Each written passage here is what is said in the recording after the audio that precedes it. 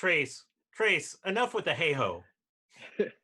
We've been doing this for 10 weeks, and you're still on the trying to make hey-ho a thing. Trace,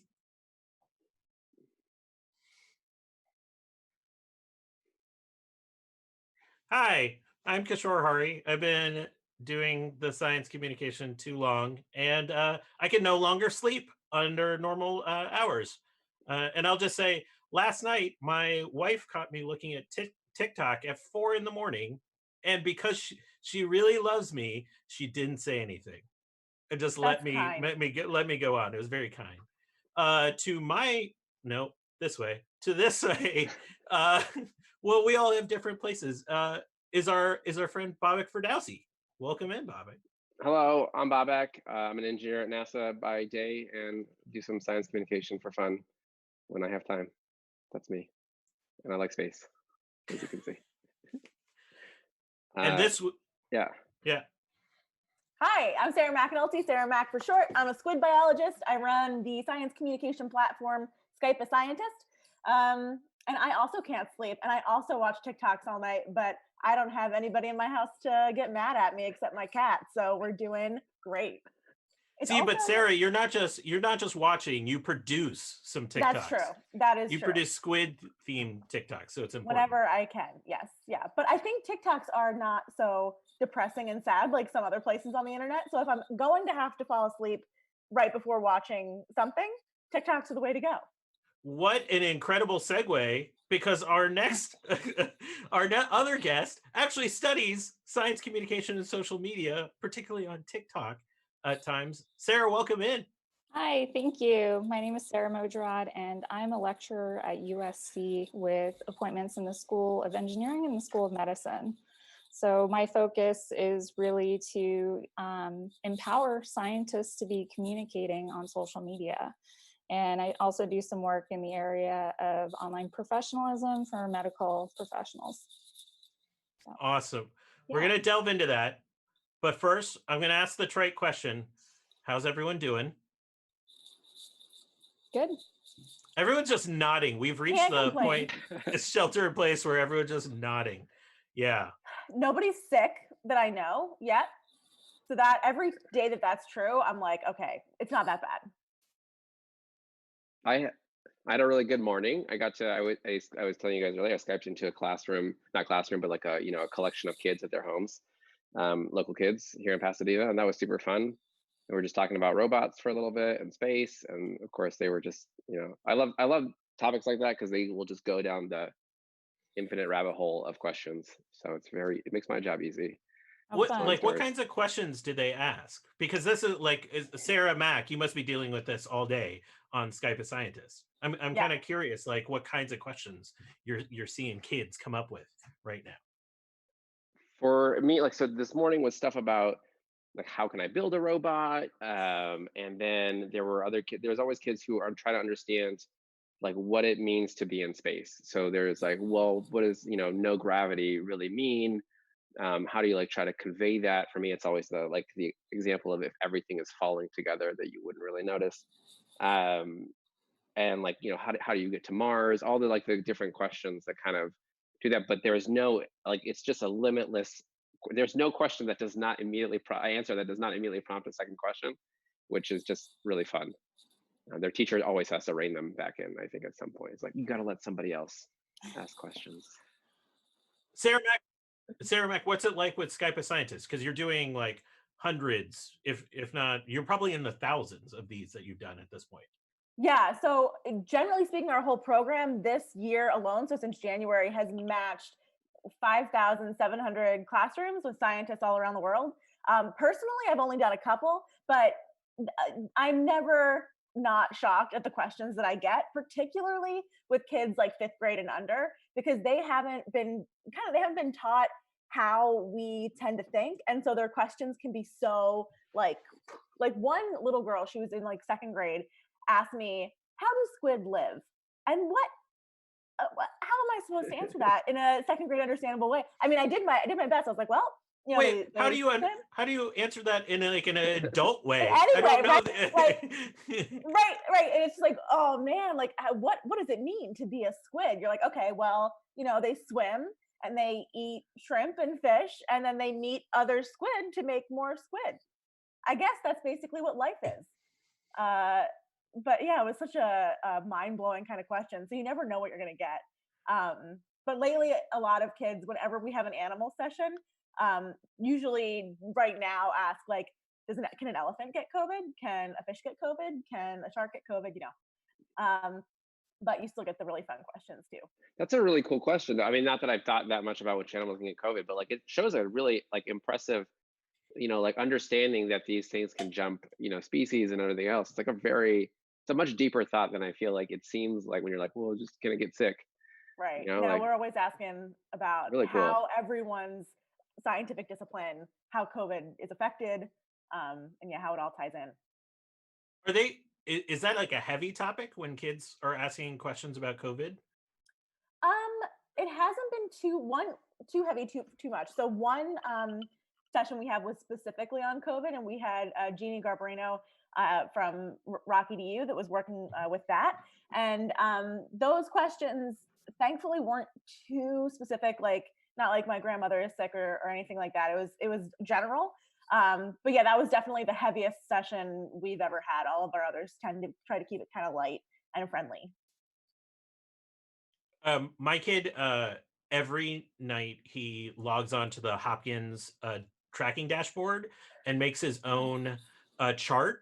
And I had to have a talk with him about armchair epidemiology the other day about not publishing a Medium post based on his own charts. But he seemed pretty receptive to it. He understands that his chart is for his own use only. It's actually, I mean, and he's actually using it for him to, I don't know if cope is the right word, but like understand the moment, because he likes to think about things through a math lens, oftentimes through numbers, and he kind of makes sense of the world that way. And so it's helping him make sense of things now. Totally. That's really cool. And the math of baseball is a big reason why I think I like math at all as a kid. Like the statistics and understanding like the numerics of a sport was a big way that I feel like I approached math when I was growing up. And like then obviously changed the course of my career too. But so I get that like math lens. So each week we have a few guests on, and we each bring a science story that caught our eye this week in some way, shape, or form. And this week's no different. Does anyone want to go first? Not me. Oh, come on. I mean, I no can. volunteers? Can you guys hear me? I can hear you. Okay. Yes, we the can chat hear was you. saying But that they couldn't hear me, so hopefully they can hear me now, because I'm getting levels in the live stream. I don't know. I mean, I can go first if you want. You're going first now, Trace. You've nominated yourself. So I had a low and a glow this week. My low was tomorrow's supposed to be my wedding. That's sad.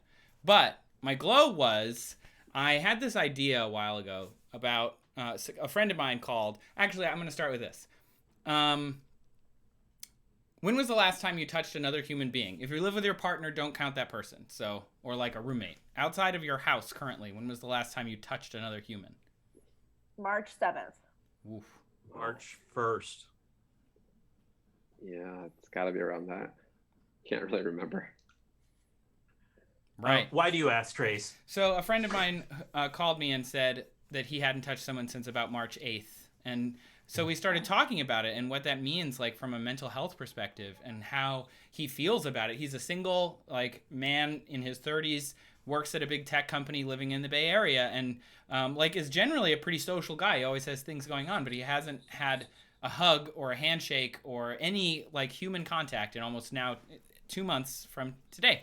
So I started writing this series of episodes that are coming out next week on my channel about kind of touch deprivation, how touch works. And while I was thinking about it, I was like, there's got to be like human beings who don't touch people regularly. Obviously, the disabled community, this touch deprivation is a big point of discussion there. But there are people that don't like being touched. And then I thought, well, what about astronauts?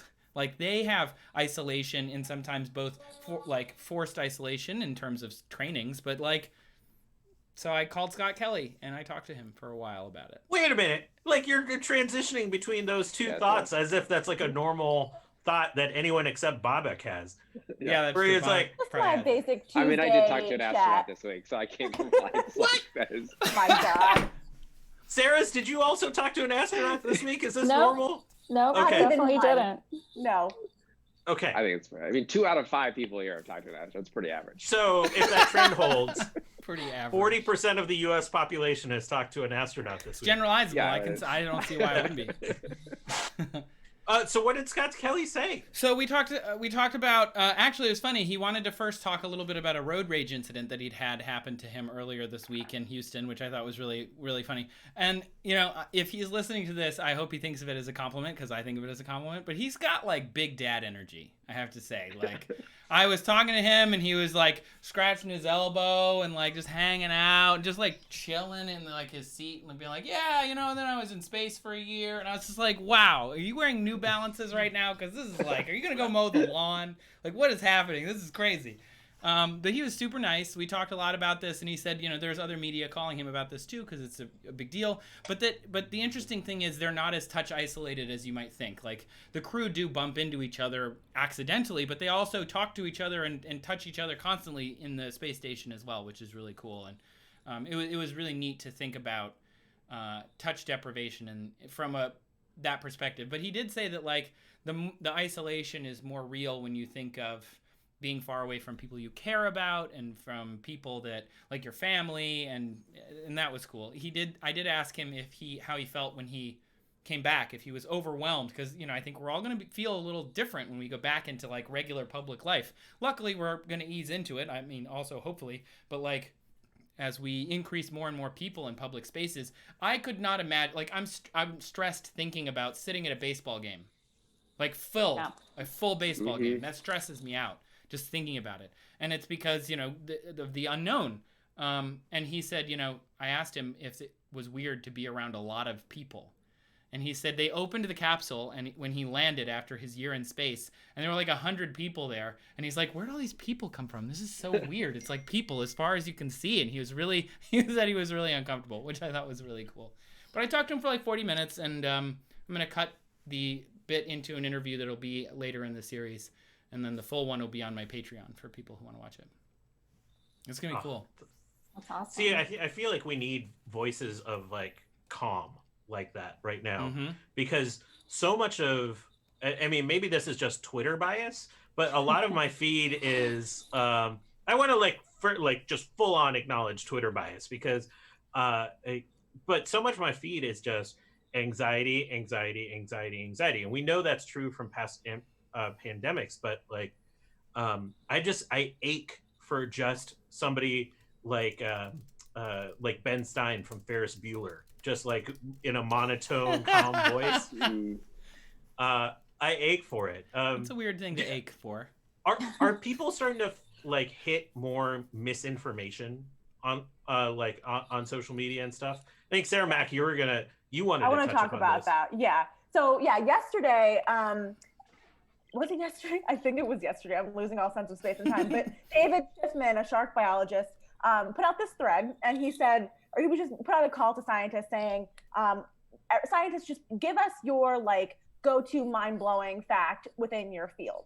And many scientists chimed in, as they often do. But then Chrissy Teigen retweeted this tweet, and then many people saw it. And what Schiffman saw was that a lot of people who aren't experts in the thing that they were sharing about were often sharing just like the Snapple fact version of the fact, which is just like not really true. And one of the things that I generally have tried to do in my career is make people feel super welcome in science, make people realize that science is for everyone.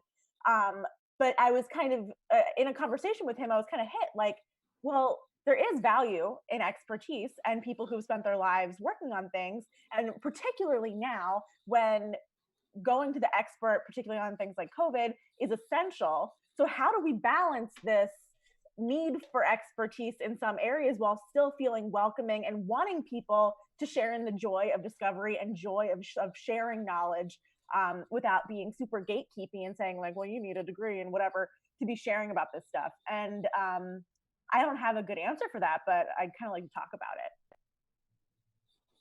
Yeah, that's a really tough balance to strike. And the amount of misinformation on social media has really just been incredible. So how did that whole exchange go with all these people who were sharing essentially misinformation? I mean, at the beginning, I think David was trying to say like, hey, I don't think this is quite true. And but there came a time when there was like 1,000 or more replies to this tweet, and it's just not manageable anymore. No one person can police that amount of information, even if it did originally come from them. And as a scientific community, I think also there aren't quite enough of us to police this kind of thing. And so how do we kind of instill upon our Twitter communities and other communities to just say, just before you tweet, fact check it. Just one. Yeah. Is that hygiene you're talking about, like policing this, even the right kind of frame I think it's for this? bad. Yeah, I don't think we should be. I don't know. I mean, I don't think you should be going in and as a scientist and being like, actually, this is not quite accurate, because I think that does a lot of harm. I think that makes people think that scientists are stuck up and pretentious. It's the exact opposite of what I've been trying to do and get scientists on board with for the last couple of years. And so I just don't know how we can instill upon people the need to fact check before sharing, while also feeling that just like joy and fun of science communication. Yeah, that's a tough one. Yeah. It's one of the talks I heard a science communication researcher, Dietram Schufla, giving a talk recently. And what struck me is like he was pulling a lot of stuff from risk communication research when he was talking about stuff. There's stuff like in a crisis that is going to end up being wrong that we think is sort of, factually right now, and months later it's going to prove wrong. And so the idea of what correct is this, it's not this like hard and fast thing. It is this like judgment that we're making all together around what is accurate information. And so like to me, like there's like a distinction between like intentional misinformation, like that's of bad spirit and bad faith, versus just I'm trying to make sense of the most uncertain and chaotic time in my lifetime. And I have empathy all day long for that like process, because I don't know, I've been I've probably seen more incorrect information in my lifetime on social media than I've seen correct, if I was actually to try to balance it out. But like, I don't know, this is going to sound like a humble brag, but it's not. This is the worst humble brag ever. Like, I feel like I have some ability to manage that experience. Like, and I think a lot of the digital natives that are growing up have that experience too, because they grew up in the, inside the environment. But I don't know, Sarah, am I right? You actually study scientists on social media. Like, how important is this sort of right and accurate and all this kind of stuff, especially during a time like now?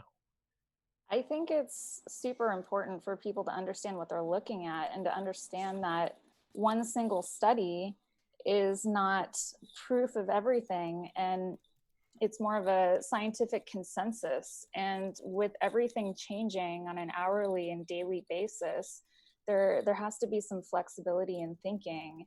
And on social media, you just don't see that. So this whole COVID thing has just been really frustrating, because the whole med archive business with having all this information out there, it used to be that, bioarchive and archive, that was there for scientists to exchange information. But now the public is getting a hold of that information and trying to interpret it. So to be clear, that for those that are watching that don't know what Sarah's talking about, she's talking about these preprint servers where scientists can place manuscripts before they're peer reviewed. And so there's a lot of them. It was really common in astronomy, and then now it's like a move to biology, and now it's like a hotbed of where COVID research is being shared.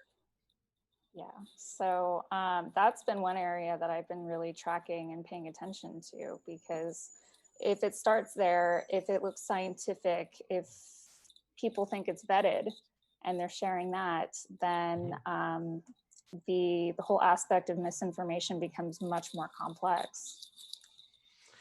So like at the foundation I work at, we've been tracking and conducting our own research, and like the this optimistic thing that sort of happened over the past couple months is we've seen scientists have always been a largely well trusted set of individuals, especially in American society, and we've seen a massive shift even over the last like 2 to 3 months where that trust has only increased largely. Like it depends on like the nature of the group that you belong to, but by and large across the US that trust has increased. And so all of a sudden it's like the responsibility of being a trusted messenger has also increased with that. And so there's this like sense I have too of like how do we balance the weight of that responsibility where people are looking to you in a certain way with like the fact that like mistakes are going to happen, and like especially in the context of like publishing, or even like the five of us doing this, like is there room for that? Like how do you balance that issue? I think Sarah, you've been looking at this too. Yeah, I'm a I've been segue monster today, everyone. this is really one area that I've been preaching about. And my recommendation is to delete old content when it becomes outdated. And it's something that people don't do, because what we were tweeting about a week ago is probably forgotten, but that doesn't mean that information is not accessible. I have tweets that from a couple years ago, and somehow people are finding them and they are retweeting them, commenting on them. And I think everybody can speak to that point. So I don't know. I've never had a bad tweet. Never. Like Trace, Bobak, Sarah Mack, Yeah. any bad tweets? Never. Never ever. No. Never, but it's perfect. Of course. But so having that responsibility and just holding yourself accountable to that, I think is something we all should be doing, especially if we're communicating about something with so much uncertainty. And a lot of times I'm just not seeing that.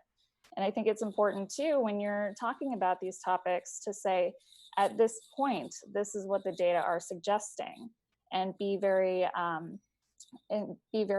concrete about that, including those types of phrases, because the public isn't going to understand otherwise. So. What does that look like when it's not done well? Like, because we're joking around like having bad tweets. I have so many bad tweets and bad takes. Luckily, I think most of them are about pop culture and sports, so I'm a little more in the clear. But I'm sure I have like really terrible science tweets floating out there. But like, what kinds of stuff when you're talking about that? What does that look like? Extreme overconfidence in an area when there shouldn't be that overconfidence. For instance, one thing that I've been kind of howling into the void about this week is this preprint that came out from somebody with a PhD in oceanography, and it was published in it was uploaded in medRxiv, and it's about, this person said that the lockdown was unnecessary, and this thing has taken off. And so if you look at the people who are retweeting this and using it to source, they're saying, aha, you see here, this article says this. This is a scientist who is saying this. And they can't distinguish between a scientist who specializes in oceanography versus a virologist. And so that's where. But this is a huge historic trend, right? I mean, talking about like the tobacco industry, climate change, all these things are sort of, we've seen the trends before, and now we're in the middle of another opportunity, or not an opportunity, I guess, as you see it, but like, I mean, another position where that communication is, the uncertainty is part of the as well, right? Like, as you're saying, like, we don't know what the information today may not be, represent the same as it will be in a week or two, and we'll learn new things. And of course, it can, I think for some folks, it seems to undermine science, right? When you have to go back on something you've said.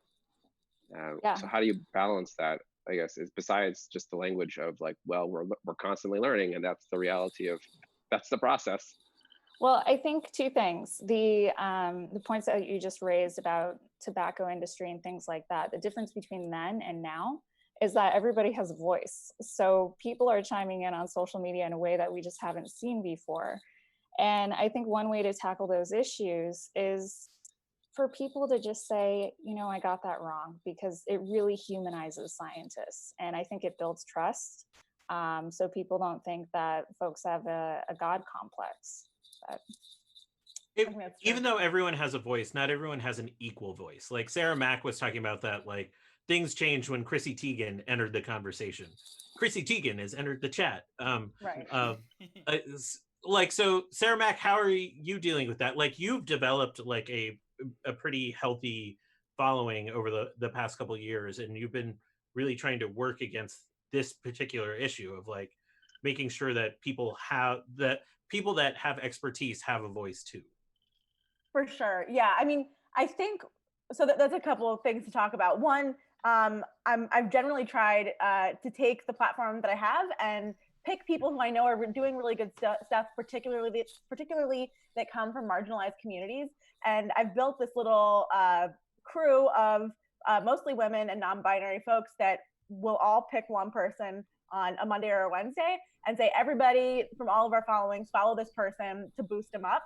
And we're doing about one of those people a week, because you're right, many scientists, just if you're not focusing your whole life on science communication, which is understandable, not all of us do, your following isn't going to be as healthy. And you need to just hit enough of a threshold that when you put out something that everybody needs to hear, that like the retweet machine will get it out there, I think. And so as an individual that has a big platform, I generally, first of all, I always fact check things that are like, I'm pretty sure that I know. So if I'm like tweeting about squid and I'm 100% sure, I don't need to fact check it, because that is a thing that I know in my bones. And then there are like the nudibranch tweets that are like, it's an invertebrate, I'm pretty sure I know, but let me double check it on the Google. And then there are things about COVID, which I just don't tweet about at all, because I know that I'm not a virologist. I know that I'm just not the person to go to for that. And so instead, I retweet the epidemiologist who's actively doing that work. And as a person with a decent platform, one way I found to actually get my followers to pay attention to it, like if you retweet someone who doesn't have as big of a following to your followers, they may not, and Sarah, you might have data on this, but they don't pay quite as close attention as if I retweet and say something at the top like, hey, this is really good stuff, because they see person they recognize with information that they need to see. So if they see somebody they don't recognize, they may just like go right by it. And so giving your stamp of approval to the expert that you can trust is giving that right information is something that I've just kind of put into my best practice protocol. Yeah, I agree with you 100%. It's with all the stress of COVID-19, I've been really trying to focus my energy on amplifying others. And I've been pretty good about it, doing one person a day and just saying, this is why this person is awesome. This is what they're doing, and you should follow them. I've found that that's been way more effective than just simply retweeting folks. So I have to agree with you there. And I think it's important to amplify those voices too. So that's spectacular. Hey, Trace and Bobak, you want to do that too? What? Yeah. Today. We'll pick somebody. Yeah. Can I pick Don't do Bobak? that. And No. we just talk about space stuff? No, did you miss the whole point of this? No, I didn't miss the whole point. I'm just saying, I'm with Sarah. Sarah Mack. I usually try and avoid tweeting myself about stuff that is COVID related. But I'm also feeling, I think, audience fatigue. I think that's part of the problem now is information overload. Something I did talk about with Scott was like he doesn't want to watch the news anymore because we talked a bit about our mental health in this time, and part of it is like the news is just the COVID machine right now, and that's really hard. So like I would rather, I mean, not to say that I don't think that epidemiology is very important. I think it's super important, and I like to do exactly what Sarah Mack was talking about, and I totally agree. Like commenting and saying like this thread is really cool, this person knows what they're talking about, is a way to use like a platform to raise up other people. But I also think you know, just as a sidebar, it's important to like throw in a little bit of Mars helicopter, a little bit of like Wow. meteorology, a little bit of like stuff that is still, there's still other stuff going on in the world. Like there's still climate change to worry about. Like there's still people who are victims of all sorts of different things happening in various places that can be talked about as a side to that. All right, so pause. That was next level segue. What just happened there? Like I'm preparing for an I ad saw read it. right now.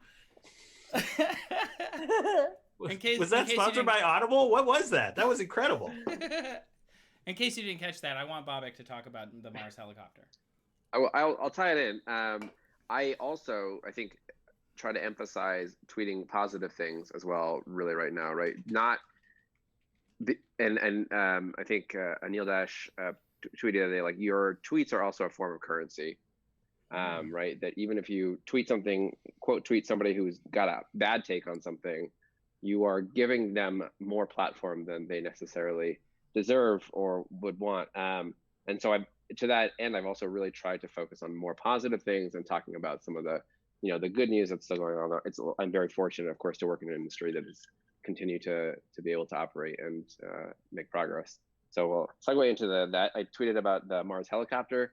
Today, it's on the belly of the rover.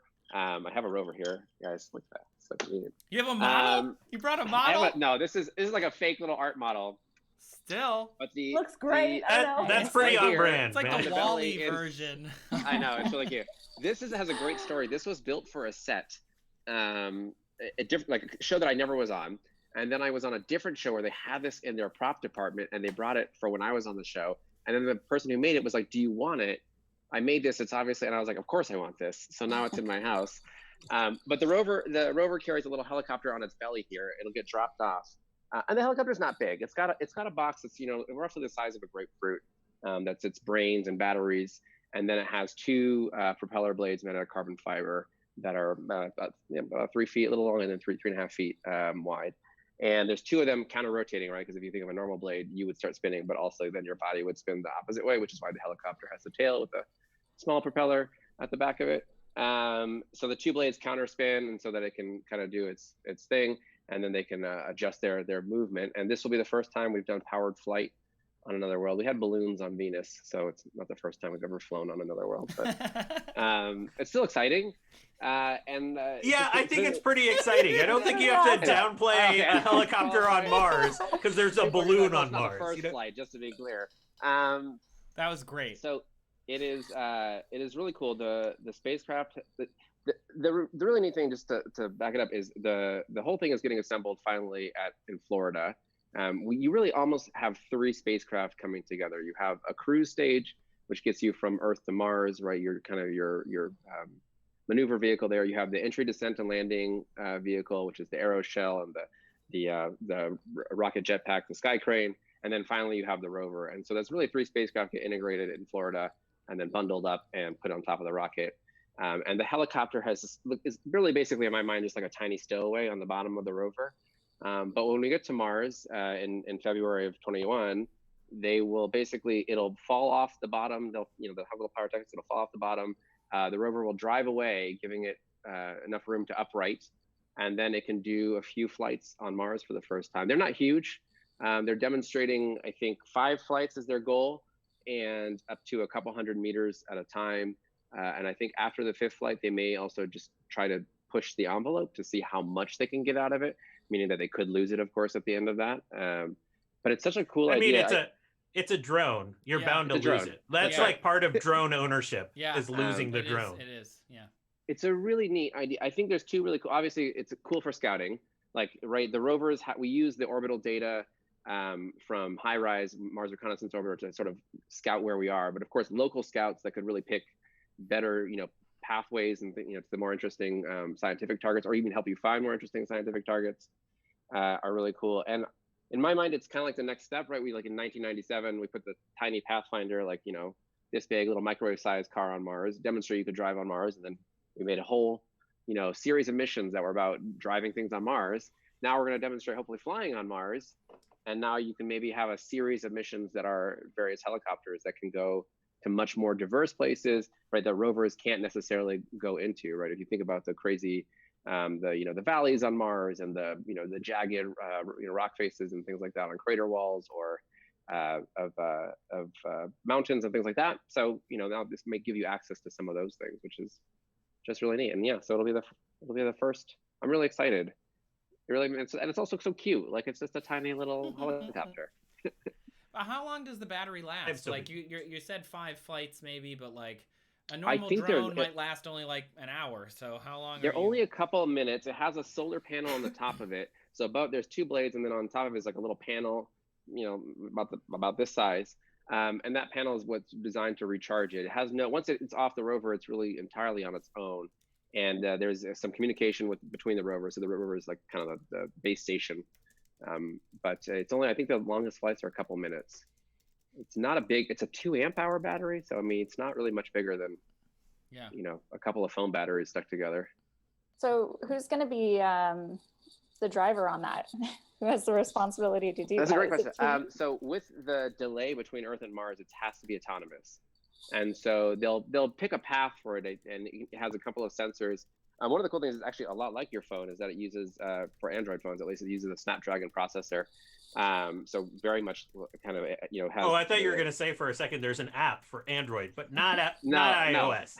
No, it's running Linux, I think, on that one. But it uses I think a sun sensor and gyroscopes and an accelerometer. So very, again, not too different than the kind of things that you might already find in a phone, to help navigate and guide itself. And then it's capable of sort of gentle landings each time, and then it'll have to recharge for a couple of days to get the batteries back up.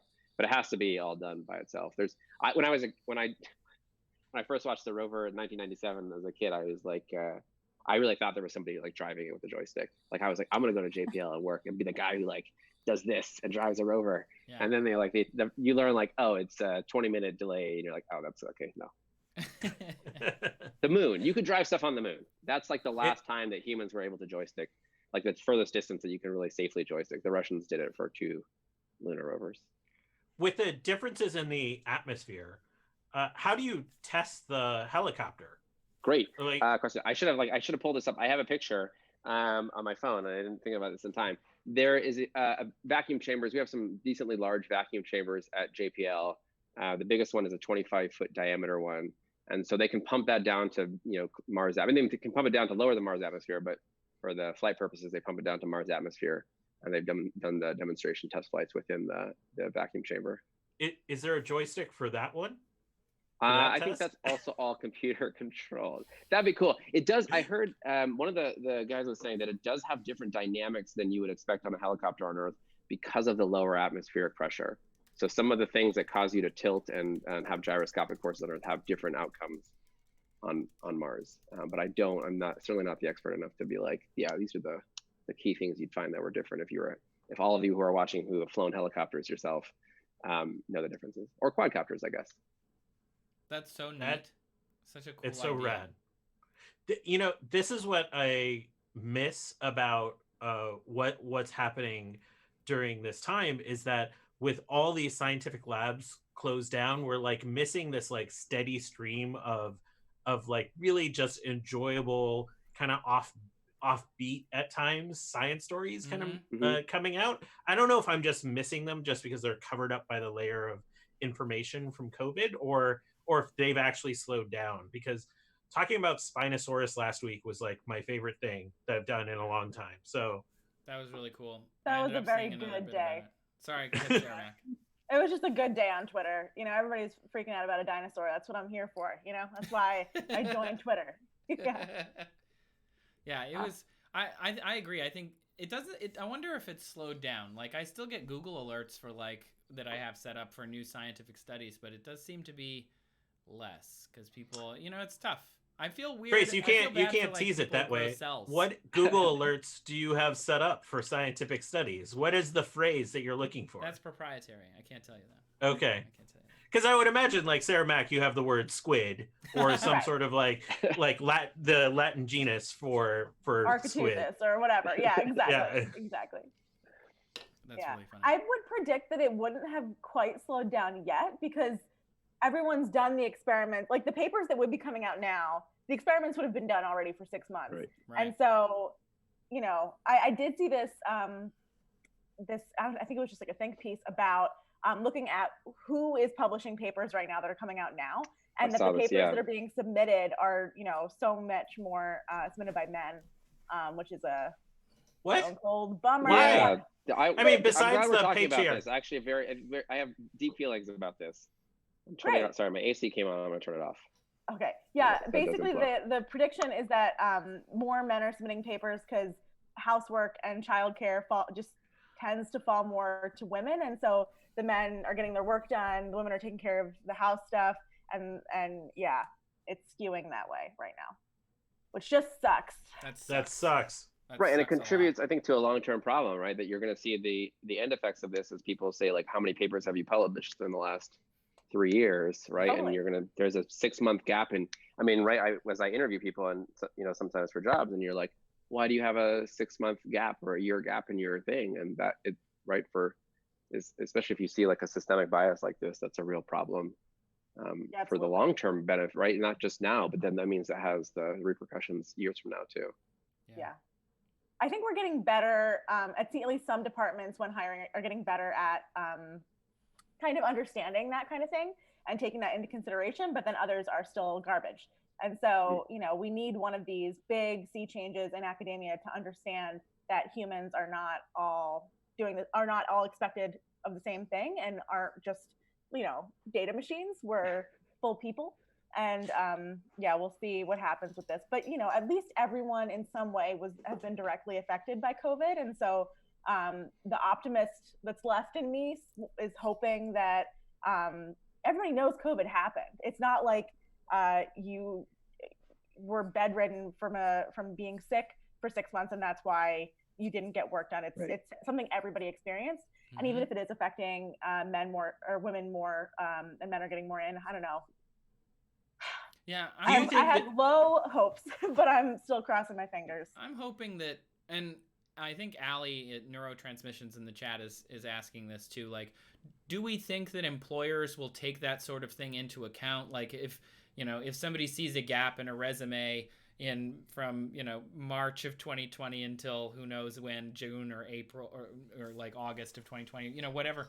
Like, will they be able to say, oh, well, I needed to, I had to be at home. We closed all of our whatever. And so thus I got laid off. And like, I agree that like what you're saying, Sarah Mack, that we're all experiencing it. We're all here. We all saw what has happened.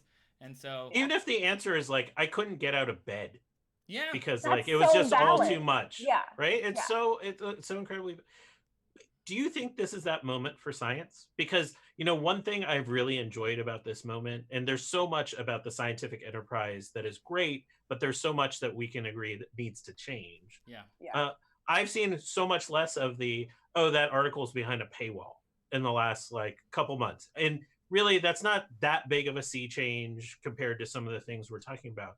But I have like deeply enjoyed seeing changes happen quickly for science. And like, not to celebrate, but like life tends to change after pandemics. That's what pandemic history tells us in a lot of ways. So do you think this is a moment that the scientific enterprise is actually going to change things?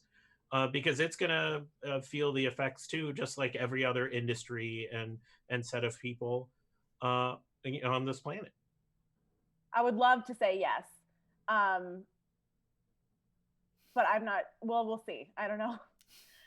So I think there's two things I see that I think are going to change, and I'm going to put on my full optimism hat. I think like the whole nature of publishing is starting to get blown up. I think you can't stem the flow of information, and I agree with what Sarah said. Like, there are problems with preprints. There's like caution that needs to be taken on how you report on it, but the idea that we can keep information behind paywalls from people, I think that concept is dying, and it will be dead by the time this pandemic is over. The other thing that I'm seeing is there's so much that's related to COVID that is amplifying systemic issues that were there before, but we're seeing it in like really tangible ways. Like all the racial health disparities that we're seeing as an outcome of COVID every expert I see is like, that's just a magnification of the lack of access to healthcare, poverty, how that affects comorbidity, all of these things.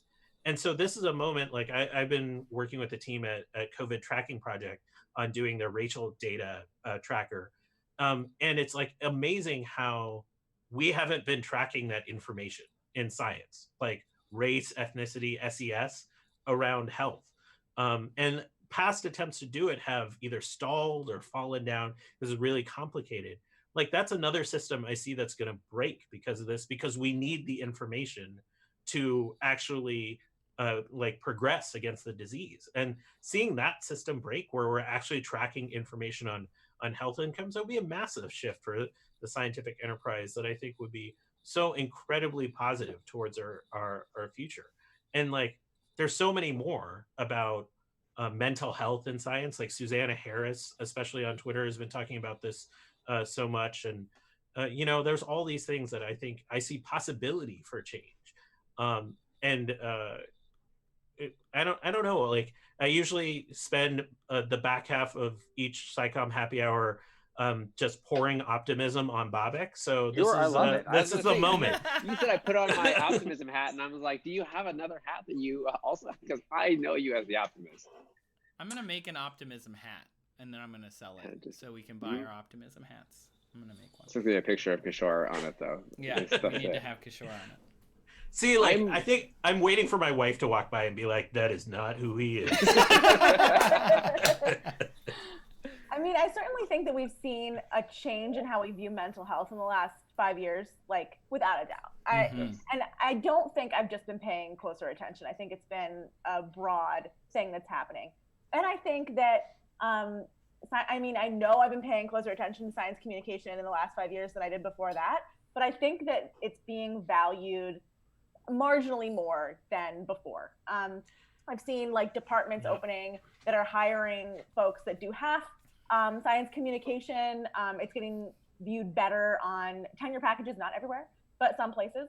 And so I have hope for the future of science communication. And I think that the mix of the vaccine crisis, people not vaccinating their children, and this pandemic, and also, honestly, I think Trump being in the White House has been enough of a threat to the scientific community that folks value people like doing their part in any way more than we did 4 years ago. And so we'll see. Sarah, those are things I'm optimistic about. Sarah, didn't you send a tweet that kind of addressed that exact thing? Am I misremembering, Sarah Mojarad? Which one? You've been talking a lot about misinformation as well on your Twitter feed, and did you tweet a poll, or am I misremembering about science communication? I don't think I did a poll on that. I've been doing a bunch of polls the last couple days. It may have been me. Yeah. I asked people if they pay attention to science news in generally because I like to do checks on my audience as often as they'll tolerate on who's listening to me. Because I'm hoping that there's an increasing percentage of people who aren't scientists and aren't there because they're already like part of the NPR crowd, as I very affectionately refer to much of my audience, myself included. And so I try to like figure out how to increase that crew in my following. Got it. I want to shout out, since we're talking about like data sources, there is exceptional social science data. I mean, it's incomplete because of the dynamic nature of this time, but there's exceptional social science data emerging right now that tell you a lot about where people are. And like, you know, what's been astounding for me is like every pandemic like playbook that you read, they'll say stuff like testing, mobilization, and then they'll say something like community engagement and transparency of communication. Like, you know, they have different phrases for different things like that, but it always keeps coming back to that. And that like WHO press conference, that's what they say. Like, that's what should be happening right now. And so I agree, Sarah Mac. I think this is going to be a moment where we're going to not only see the value of it, because the value is going to be measured in public behavior. Right. And that's like so tangible, and it has such a direct measure on the progression of this disease that I think you are going to see an infusion of science and communication and engagement, particularly inside of government, and that it's going to become part of the work. And hallelujah, I say to that. Like, that's going to be an amazing opportunity. I'm sure there's going to be missteps, but that's going to be rad to no degree. And I just hope that we take that opportunity seriously. We use the best social science information, we use the best historical information, and we use we build a community of practice that is so well regarded and well maintained, that like there's a set of practitioners who really just get stuff done, and build a whole corpus of knowledge on this. Okay, I'll get off my soapbox now, maybe because I think about this all day long. Yeah, I do want to. I think we can end on a more interesting note, because I know that Sarah, you talk a lot about you put in our notes, and you talk a lot about TikTok, which I don't know anything about. I'm old enough that I never TikToked. So, wait, we're not going to do the renegade all at once right now? I don't know what that is. Am I supposed to know what that is? Are we going to do some Doja Cat Say So dancing? Come on. So I know, Sarah Mo, you were talking about like doctors on TikTok and scientists on social media in general. So yeah, can you tell us about it? It's been really interesting. I think that TikTok is such a unique space, and because I think it's something like 41% of the audience there is between the ages of 16 and 21, is that, or 14 and 21. So it's a very, very young platform. And I am also there. Me too. And the ability to put information into these short videos that can be at most 60 seconds, you have to be really creative with how you're going to be communicating. And overall, I think that the medical community and the scientific community has just put out some really inspirational, fun stuff. So you really get to see the personality of different people in a way that you wouldn't say over Twitter, where it's just text. So I really love that aspect of it, and just seeing all these people who are going out of their way to engage these younger crowds. And there has been some missteps, and I do spend a lot of time talking about that. However, I do want to stress that that's the exception. It's stuff that comes up, and unfortunately, when it does and it's amplified and sensational, then that's typically when I enter into the conversation and say, hey, this is unprofessional because of these reasons. But overall, I'm really inspired by what people are doing on there. What kind of stuff are doctors doing on TikTok that is inspirational? Yeah. So I really love that they've been dancing and adding statistics and information for, say, COVID, where they're encouraging people to practice social distancing, washing their hands, wearing masks. So reinforcing these messages that we've been hearing, but with their own spin on it. I want a devil's advocate, not because I disagree, but because I have friends who also love like medical staff on TikTok. My friends who are nurses are all like excited about it. But there are messages out there that are the opposite, that like, shouldn't they be taking care of people? Why are they making videos when they should be? And I'm going to let you answer, and then I have feelings, obviously. Yeah, so I've jumped into that topic and have had a lot of criticisms for it. But what's happened is early into COVID-19, these videos were happening, and they were taking place in hospitals that looked like they were empty. So what was happening is the folks who don't believe that the pandemic is real, or that all of these precautions have been something that we should be taking, they're saying, aha, you see all of these doctors and nurses, they're dancing, this is fake. And then you couple that with things like the hashtag film your hospital, or they're driving and going in the parking lot and saying, see, there's nobody out here. This is fake.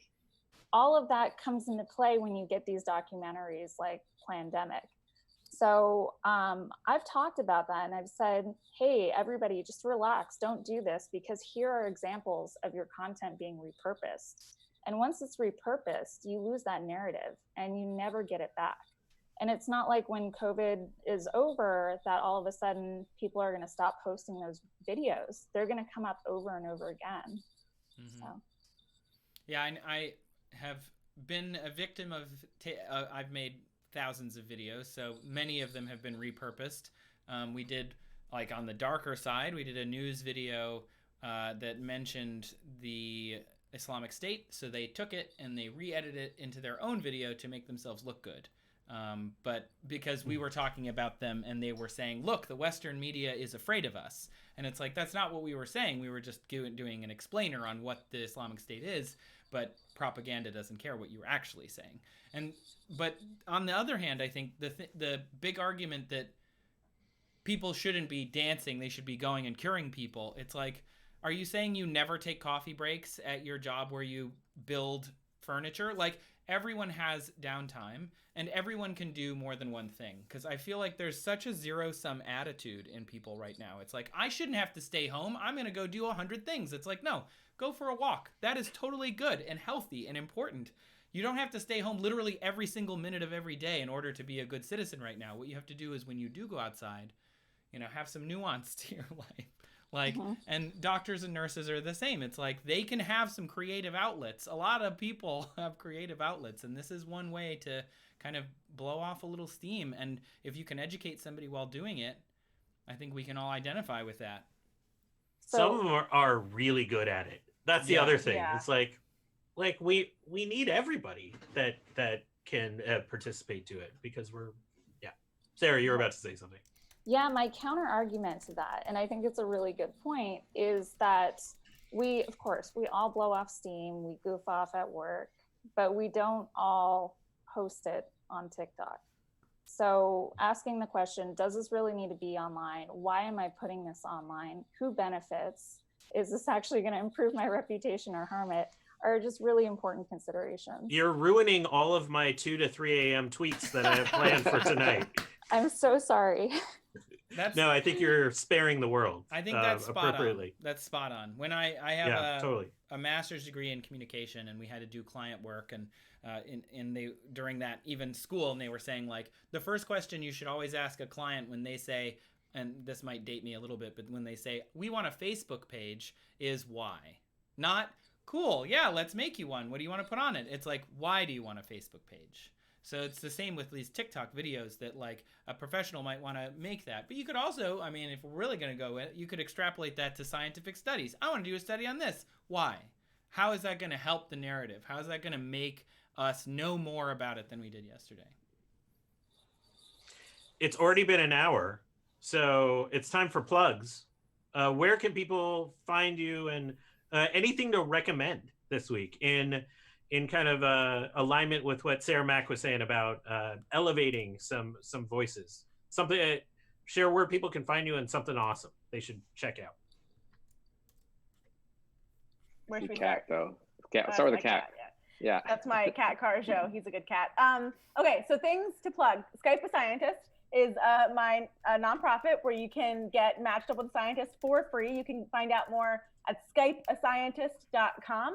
Tell all of your teacher friends, your scout troop leaders, your even a family stuck at home is welcome to sign up right now. We've got 30 categories of scientists. And if you want something super specific, let's say you've got a kid at home that's super into sharks, we have a specific scientist search tool. So you can type in the word sharks and then specifically request one of those scientists.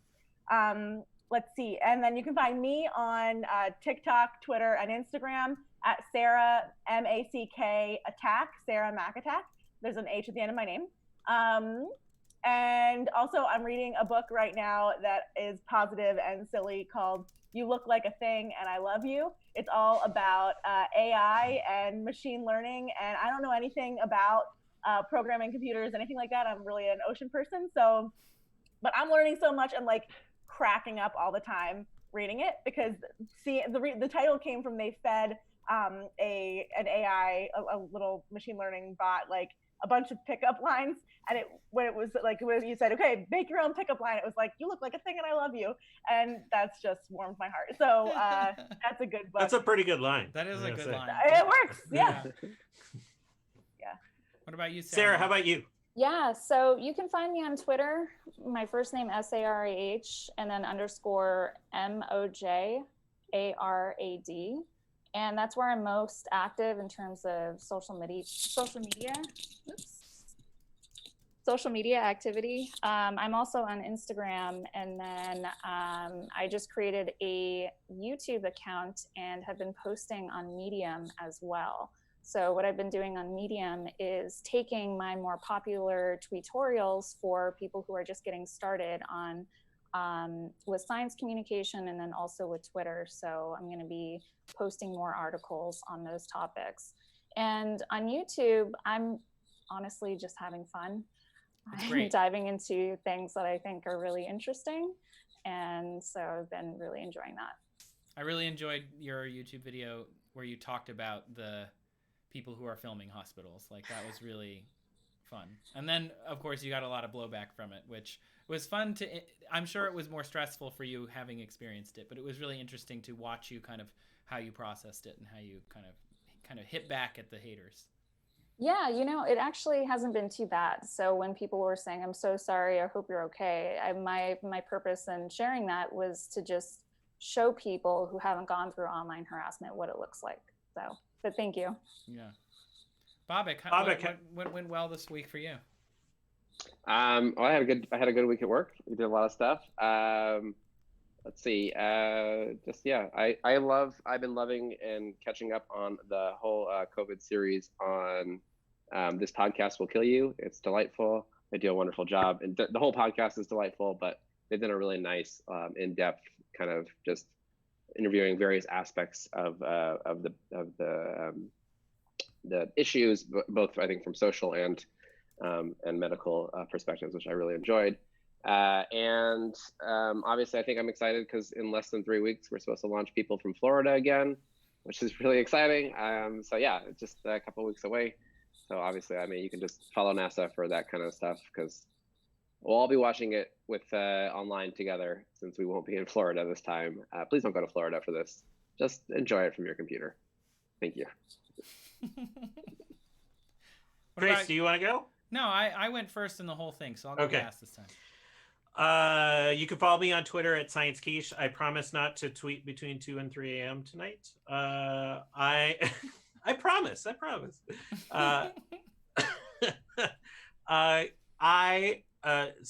have a couple recommendations.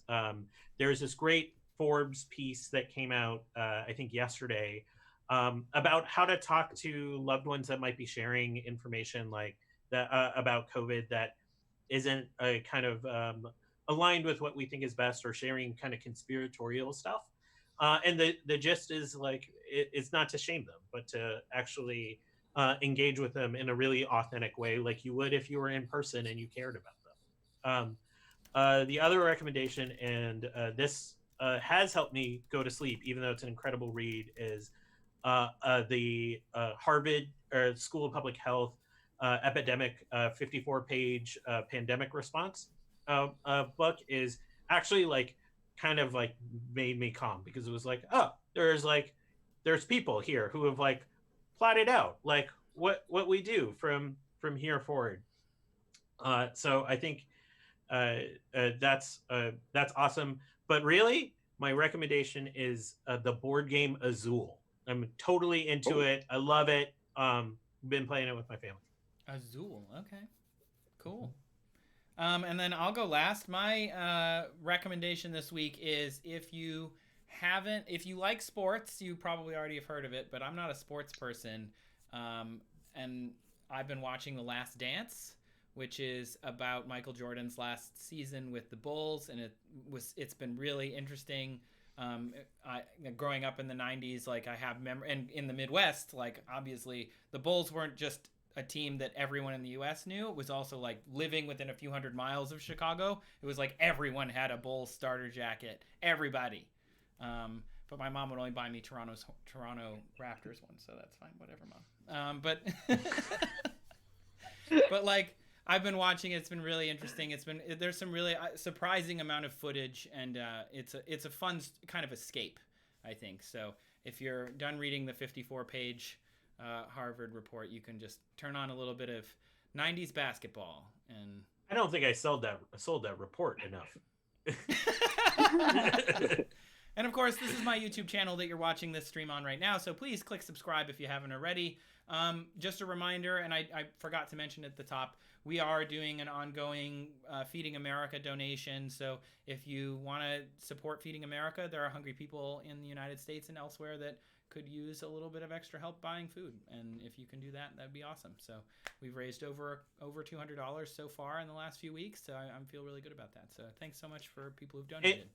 And if you're watching on my Twitch channel, every Wednesday night, we do a movie watch along and talk about the science afterwards. Yeah. I think we're doing Galaxy Quest this Wednesday. When are we doing Space Camp? That's the real question. Oh yeah, we should do Space Camp. We did a watch along of Apollo 13 a couple weeks ago on this channel. So yeah, really let's fun. do Space Camp. I would love Wait, to do that. did I say that out loud? I regret this. Yeah, Space Camp. It's gonna be great. Everyone's invited. Thanks so much for coming on, both of the Sarahs. This was a Thanks good for having Sarah us. edition. Thank you so So much, fun. everyone. And thanks for tuning in. We will see you next time.